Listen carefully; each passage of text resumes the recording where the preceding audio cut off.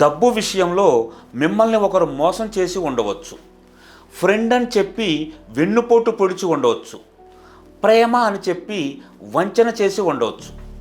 అలా జరిగినప్పుడు వాళ్ళని చంపేయాలన్నంత కోపం, కసి మీకు వచ్చే ఉంటాయి.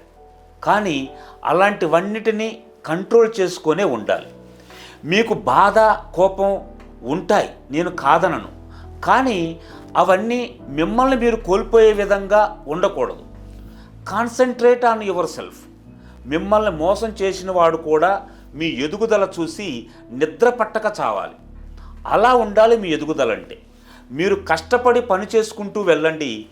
ఏదో ఒకరోజు మీదంటూ ఒక రోజు వస్తుంది, తప్పకుండా మీరు సక్సెస్ అవుతారు. మన పెద్దల మనసు నొప్పించకుండా వారి మాట ప్రకారమే నడుచుకున్న ఆఖరితనం మనదే.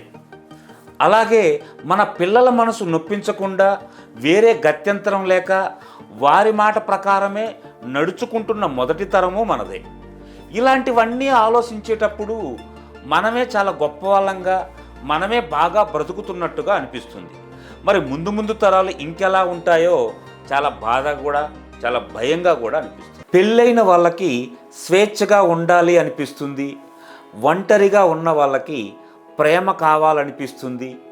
విడిపోయిన వాళ్ళకి కలిసి ఉండాలి అనిపిస్తుంది.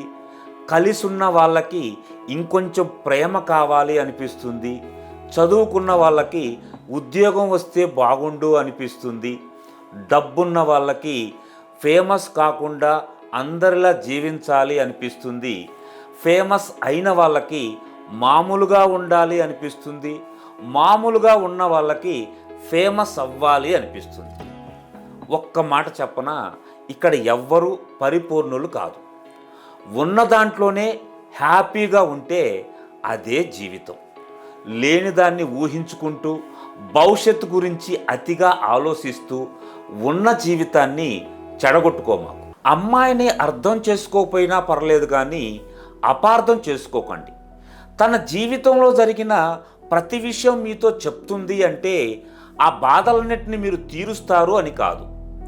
నేనున్నాను, ఏం కాదు అని భరోసా ఇస్తారు అని.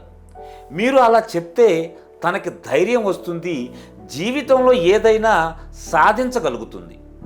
ప్రతి విషయం మీతో చెప్తుంది అంటే తనకి మీరంటే ఎంత ఇష్టమో, మీకు ఎంత ఇంపార్టెంట్ ఇస్తుందో గ్రహించండి.